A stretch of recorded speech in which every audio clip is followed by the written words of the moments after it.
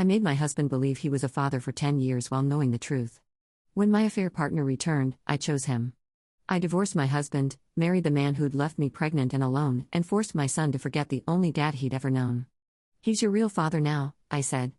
My son was 10 years old. 18 months later, my affair partner abandoned us again. My son looked at me and said, "You are not my mother. You're just the person who gave birth to me."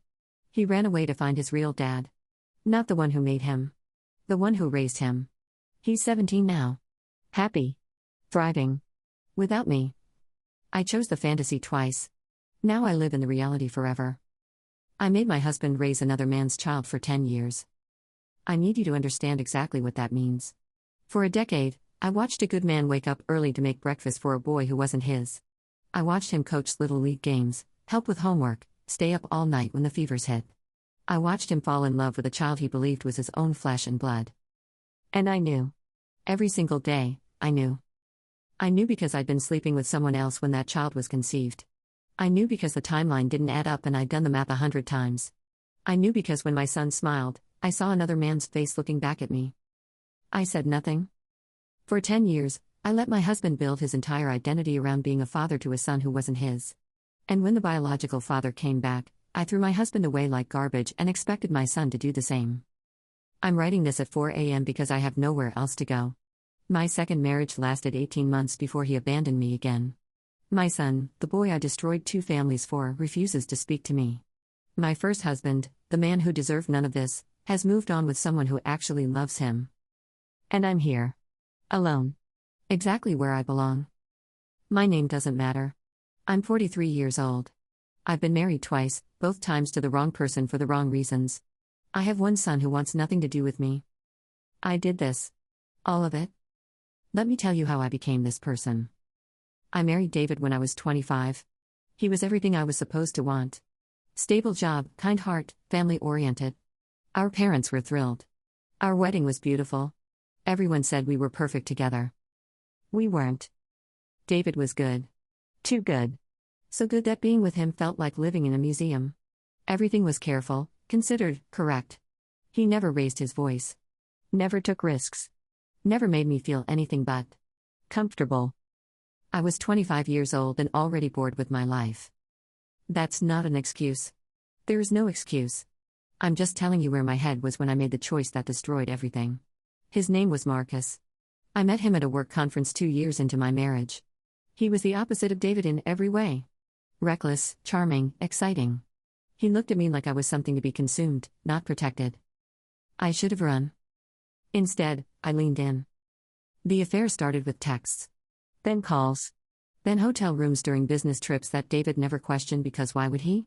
His wife would never lie to him. His wife was good. His wife was a monster pretending to be good. The affair lasted 8 months before I found out I was pregnant. I knew immediately that it wasn't David's. The timing. The circumstances. I'd barely been sleeping with my husband during those months because I was so consumed with Marcus. I did the math over and over, hoping I was wrong. I wasn't wrong. I told Marcus first. I thought. I don't know what I thought. That he'd step up. That he'd leave his girlfriend and choose me. That the pregnancy would be the push we needed to be together for real. He laughed. Actually laughed. That's not my problem, he said. You're married. Tell your husband it's his. But it's not his. Does he know that? I couldn't speak. Look, we had fun. But I'm not looking for a family. If you want to keep it, that's on you. But don't expect me to be part of it. He blocked my number that night. I cried for 3 days. Then I made a decision that would ruin everyone's lives. I told David the first was pregnant. The joy on his face. The tears. The way he picked me up and spun me around and said this was the happiest day of his life. The way he immediately started talking about nursery colors and baby names and how he couldn't wait to be a dad. I smiled and played along. I told myself I was doing the right thing. Marcus didn't want this baby. David did. David would be a good father. Better than Marcus ever could be. Wasn't it better for the child to be raised by someone who actually wanted him? I was a coward disguising selfishness as sacrifice. The pregnancy was hard. Not physically. Emotionally. Every ultrasound, every kick, every moment David put his hand on my belly and talked to his son. I knew I was building a lie that would eventually collapse. But I kept building. My son was born on a Tuesday morning. David cut the cord. David held him first. David cried and said he was the most beautiful thing he'd ever seen. I looked at my baby and saw Marcus's eyes staring back at me. We named him Ethan. David's choice. After his grandfather. For 10 years, I watched David be the father Marcus refused to be. He was incredible. Patient, loving, present. He never missed a single event. Never raised his voice in anger. Never made Ethan feel anything but completely loved and wanted. Ethan worshipped him. Daddy was his first word. David framed the video. Showed it to everyone. Cried every time he watched it. And I knew. I knew and I said nothing. Sometimes I'd look at them together and almost forget. Almost convince myself that love made David his real father. That biology didn't matter. That the lie was worth it because look at how happy they were. Then I'd see Marcus's features in my son's face and the guilt would crush me all over again. I lived with that guilt for 10 years. Then Marcus came back. I was at a coffee shop when I saw him. Same confident walk. Same dangerous smile. 10 years older but somehow even more magnetic than before. He recognized me immediately. Well, look who it is. I should have walked away. Should have ignored him. Should have remembered everything he'd done and everything I'd built since. Instead, I sat down. We talked for 2 hours. He'd been living overseas. Building businesses. Making money. Never settled down because he wasn't the settling type. I think about you sometimes, he said. About what could have been. You blocked my number when I told you I was pregnant. I was young. Scared. I handled it wrong. He reached across the table and touched my hand. I've changed. He hadn't changed. I know that now. But in that moment, sitting across from the man who'd broken my heart a decade ago, I believed every word. The affair restarted that same week. Within a month, I was meeting Marcus in hotel rooms again, lying to David again, living a double life again. History doesn't repeat. It echoes. And I was too stupid to hear it. 3 months into the affair, Marcus made an announcement. I want to be with you. For real this time. What? Leave David. Marry me. I want to be a family. You, me, and our son. Our son. He'd never called Ethan that before. Not once in 10 years. Why now? Because I'm ready. Because I wasted 10 years running from the best thing that ever happened to me. Because I want to be a father to my boy. I believed him. God help me, I believed him. I went home that night and told David the first wanted a divorce. The confusion on his face. The pain. The complete blindsiding of a man who thought his marriage was fine. What? Why? I don't understand. I'm not happy, David. Since when? We were just talking about taking Ethan to Disney next summer. We were planning his birthday party. When did you become unhappy? I've been unhappy for a while. Is there someone else? I should have told him the truth. All of it. The affair. Marcus. The fact that Ethan wasn't his son. Instead, I said, this isn't about anyone else. This is about us not working anymore. Another lie. Added to the pile. David fought for our marriage. Suggested counseling. Asked what he could do differently. Begged me to give him a chance to fix whatever was broken. I refused. Because Marcus was waiting. Because I'd already made my choice. Because I was so desperate to be with the man who'd abandoned me that I was willing to destroy the man who'd stayed. The divorce was finalized 4 months later. David was devastated, but his primary concern was Ethan. I want joint custody, he said. I want to be in my son's life every single day. Of course. He needs his father. I said that. I called David Ethan's father. While knowing I was about to rip that title away from him forever. 2 weeks after the divorce was final, I married Marcus. Ethan was confused. He'd watched his parents' marriage dissolve, watched his father move into an apartment across town, watched his mother start dating a man he'd never met. Who is this guy? He asked me before the wedding. Someone very special. Someone who's going to be part of our family. I don't want a new family. I want Dad. David will always be in your life, sweetie. But Marcus is going to be your stepfather now. I need you to be respectful. Ethan agreed because he was 10 years old, and what choice did he have? The wedding was small. Just us and a few friends. Ethan stood there in his little suit, looking lost and confused while I married a man he barely knew. That night, after the ceremony, Marcus sat Ethan down. I need to tell you something, buddy. Something important. I should have stopped him. I should have known what was coming. I'm not your stepfather. I'm your real father. Ethan looked at me. What? It's true, I said. Marcus is your biological father. David? David isn't related to you by blood. The look on my son's face. 10 years old. Just found out his entire life was a lie. That the man he called dad wasn't his dad. That his mother had been keeping this secret his whole life. That's not true, he said. Dad is my dad. You're lying. I'm not lying, sweetheart. I'm sorry I didn't tell you sooner, but... No.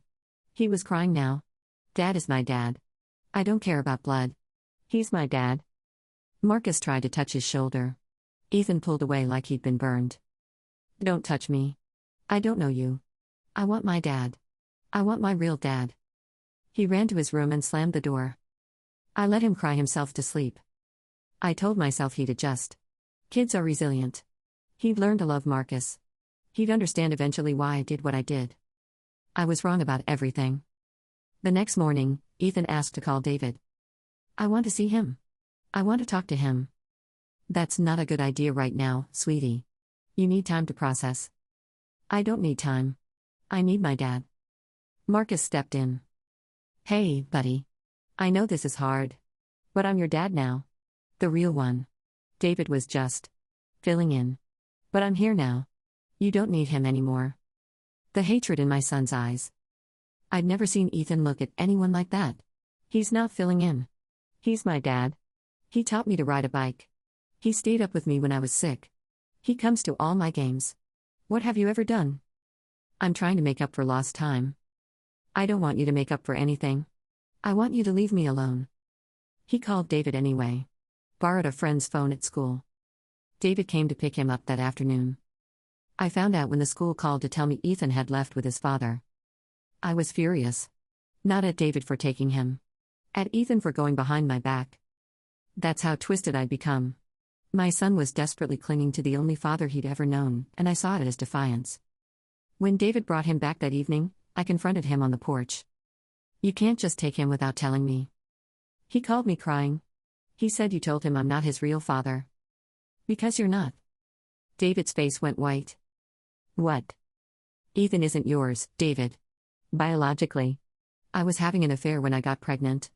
Marcus is his father. The silence that followed was the loudest thing I've ever heard. 10 years, David finally said. 10 years, and you never told me. I didn't know how. You let me raise him. You let me love him. You let me build my entire life around being his father. And he was never mine? He was yours in every way that mattered. Don't. His voice cracked. Don't you dare try to make this okay. You lied to me for a decade. You stole 10 years of my life? And now you're marrying the man you cheated with and telling me I'm not his real father?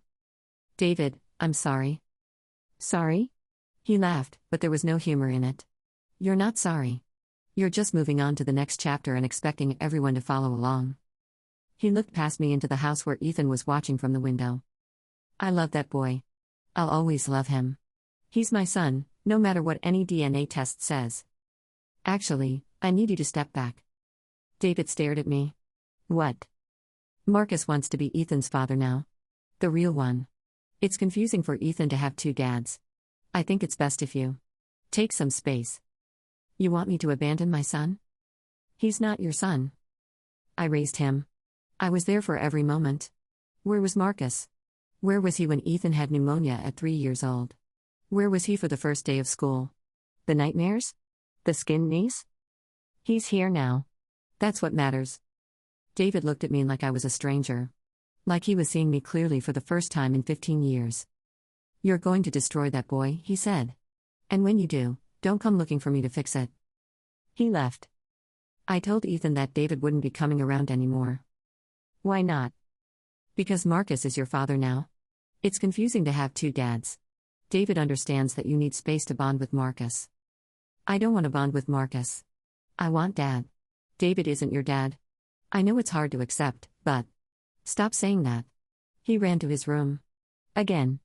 Over the next few weeks, I enforced the boundary. When David texted Ethan, I deleted the messages. When David tried to call, I blocked the number. When Ethan begged to see him, I said no.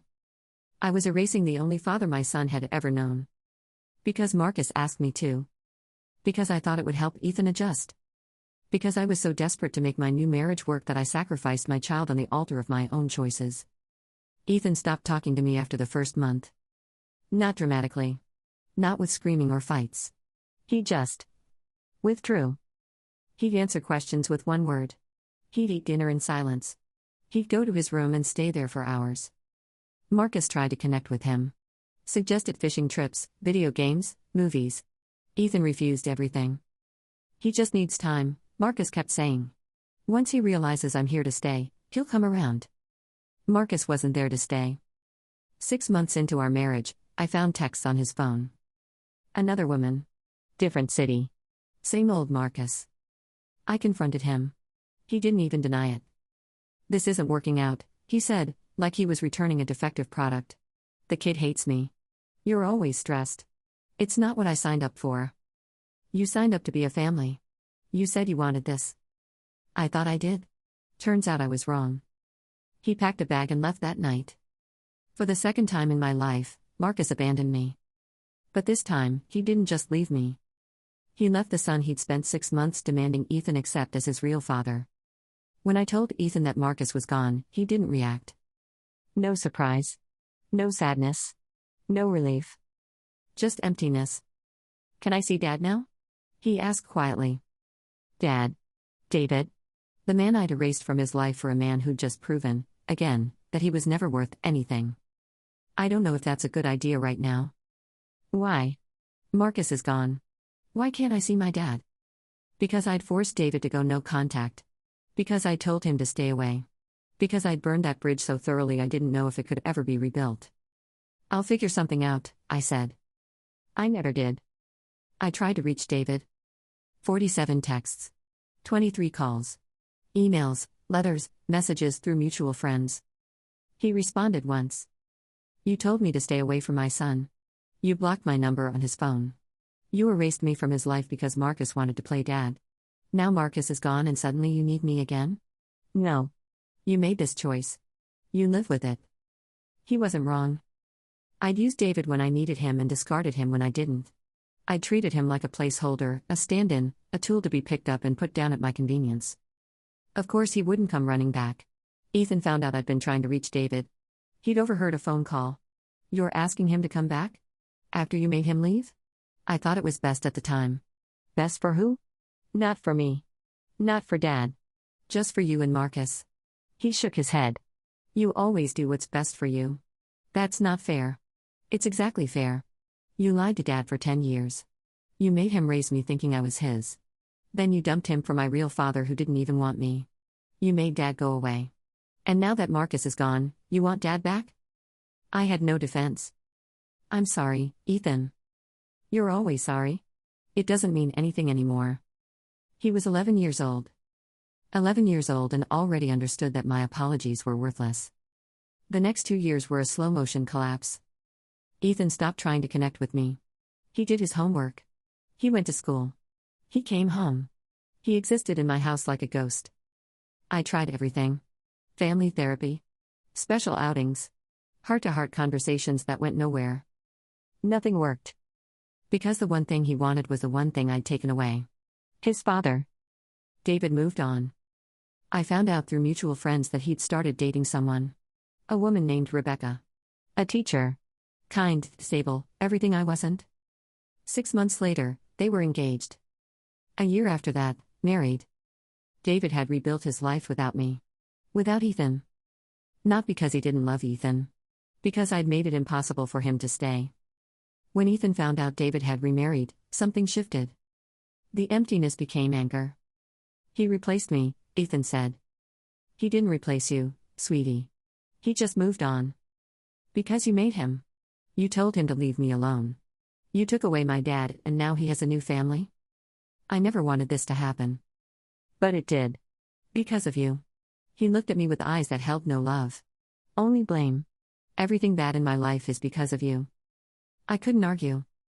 Because he was right. The rebellion started at 13.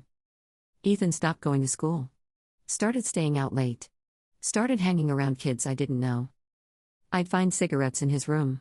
Alcohol. Once, something I couldn't identify that scared me enough to flush it down the toilet. I tried to discipline him. Ground him. Take away privileges. He'd laugh.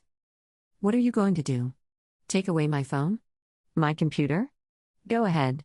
You already took away the only thing that mattered. Every punishment bounced off him because he had nothing left to lose. I'd already taken the only thing he cared about. His father. When Ethan was 14, he ran away. I woke up on a Saturday morning and he was gone. No note. No message. Just an empty room and an open window. I called the police. Filed a missing persons report. Spent 2 days in a panic, imagining the worst. They found him at David's house. 2 states away. He'd taken a bus, then hitchhiked. 14 years old, traveling alone for 18 hours, just to see the man I'd made him forget. The police called me to come get him. I drove 8 hours, rehearsing what I'd say. How I'd explain that what I did was wrong. How I'd promised to let David back into his life. How I'd finally put my son first. When I arrived, Ethan was sitting on David's porch with Rebecca. He looked peaceful. For the first time in years. David came out when he saw my car. He showed up yesterday morning, David said. He was exhausted. Hungry. But okay. Thank you for calling the police. I was so worried. I didn't call them. Rebecca did. If it were up to me. He stopped himself. Never mind. David, I know I don't deserve anything from you. But Ethan needs his father. He needs you. I know. I've always known. You're the one who didn't. Ethan stood up when he saw me approach. I'm not going back with you. Ethan, you have to. I'm your mother. You're the person who gave birth to me. That's not the same thing. He looked at David. Dad said I can live with him. He and Rebecca talked about it. I turned to David. You can't just take my son. I'm not taking him. He came to me. And I'm not going to turn him away. Not again. I'll get lawyers. I'll fight for custody. Go ahead. David's voice was tired. Fight for a son who hates you. Drag him through court. Force him to live with you against his will. See how that works out. Ethan stepped forward. I'm 14, Mom.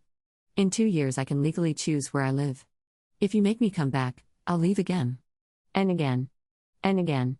Until I'm 18 and you can't stop me. He was so calm. So certain. So done with me. Why? I whispered. Why do you hate me so much? Because you're a liar. You lied to Dad for 10 years. You lied to me my whole life. You made me think Marcus was going to be my father and then he left. You took away the only dad I ever had. And you did it all for yourself. Every single choice you made was about you. Never about me. Never about Dad. Just you. I wanted to argue. Wanted to explain. Wanted to make him understand that I'd been confused, scared, trying to do what I thought was best. But none of that was true. I'd known what I was doing. Every step of the way. I just didn't care enough to stop. I let him stay with David. Not because I was being generous. Because he was right. If I forced him to come home, he'd run again. And again. Until there was nothing left of our relationship at all. At least this way, I could pretend I was giving him what he wanted. The truth was, I was losing him no matter what. David filed for custody a month later. Given Ethan's age, his clear preference, and the documented history of my choices, the judge didn't hesitate. Full custody to David. I got visitation rights. Every other weekend. Ethan has never once used them. It's been 3 years since he moved in with David. He's 17 now. A junior in high school. He plays basketball. Has a girlfriend. Is applying to colleges. I know all of this because I stalk his social media. Because David occasionally sends me updates out of what I can only assume is pity. Ethan doesn't send me anything. On his 16th birthday, I sent a gift. A watch he'd mentioned wanting once, years ago. It came back unopened. On his 17th birthday, I sent a card. Just a card. I love you. I'm proud of you. I'm sorry. It came back too. My son has built a wall so high I can't see over it. And I handed him every brick. I ran into Rebecca at a grocery store 6 months ago. I didn't know what to say. This woman had stepped into the role I'd abandoned. She was raising my son. Attending his games. Helping him with college applications. She was being his mother because I'd made it impossible to be mine. He's doing well, she said, because she's kind and I'm not. He's happy. Does he ever talk about me? She hesitated. Sometimes. Not often. What does he say? He says. He says he wishes things had been different. That you'd made different choices. That you'd been the mother he needed instead of the one you were. I started crying in the middle of the produce section. Rebecca touched my arm. He doesn't hate you. Not anymore. He's worked through a lot of it in therapy. But he's not ready to forgive. And he may never be. I know. I'm sorry. I know that doesn't help. But I am. She walked away. And I stood there among the apples and oranges, crying for a son who's learned to live without me. I tried to contact Marcus once, after everything fell apart. I wanted to scream at him. Blame him. Make him understand that his reappearance had destroyed everything. He didn't respond. Of course he didn't. He was already on to the next woman, the next adventure, the next mess he'd leave for someone else to clean up. Marcus was never going to be a father. I knew that when he abandoned me the first time. I knew it when he came back and promised he'd changed. I just didn't want to believe it. So I sacrificed my husband and my son for a fantasy that was never real. It's Mother's Day today. That's why I'm writing this. I used to get handmade cards and breakfast in bed. David would wake up early with Ethan to make pancakes. They'd bring me coffee and flowers and tell me I was the best mom in the world. I wasn't. Even then, I wasn't. But I had the chance to be. And I threw it away for a man who texted me once in 3 years. Last Christmas. Hope you're doing well. Like we were old colleagues instead of people who destroyed a family together. I didn't respond. There was nothing left to say. Ethan is graduating next year. I've thought about reaching out. Asking if I can come. Promising to sit in the back, to not make a scene, to just be there. But I know what the answer will be. No. And he'd be right to say it. Some consequences are permanent. If you're reading this and you're keeping a secret like I kept. If you're raising a child with someone who doesn't know the truth. If you're protecting a lie because the truth seems too hard. Stop. Stop right now. Because the truth always comes out. And when it doesn't just destroy you. It destroys everyone who trusted you. Everyone who loved you. Everyone who built their life on a foundation you knew was fake. David didn't deserve any of this. He was a good man who loved me and loved the son he thought was his. I repaid him with a decade of lies and then discarded him when someone better came along. Ethan didn't deserve any of this. He was an innocent child who grew up loved, then found out his entire life was built on betrayal. I tore away the only father he knew and expected him to accept a stranger in his place. They were collateral damage in my selfishness. And I will spend the rest of my life watching from the outside while they build happiness without me. I had a husband who loved me. I had a son who trusted me. I had a family. And I destroyed all of it because I couldn't resist a man who never loved me at all. Marcus was the fantasy. David was the reality. I chose the fantasy. Twice. And now reality is an empty house on Mother's Day, scrolling through photos of a son who forgot I exist, wondering if I'll die before he decides to forgive me. I probably will. And I'll deserve that too. The lies you tell to protect yourself don't protect anyone. They just delay the destruction. And when the truth finally explodes, and it always does, the people caught in the blast are the ones who loved you most. I loved David in my way. I loved Ethan in my way. But I loved myself more. And my son learned that lesson so well that he applied it perfectly. He loved himself more than he loved me. He chose himself. Just like I taught him. I just never imagined I'd be on the other side of that lesson.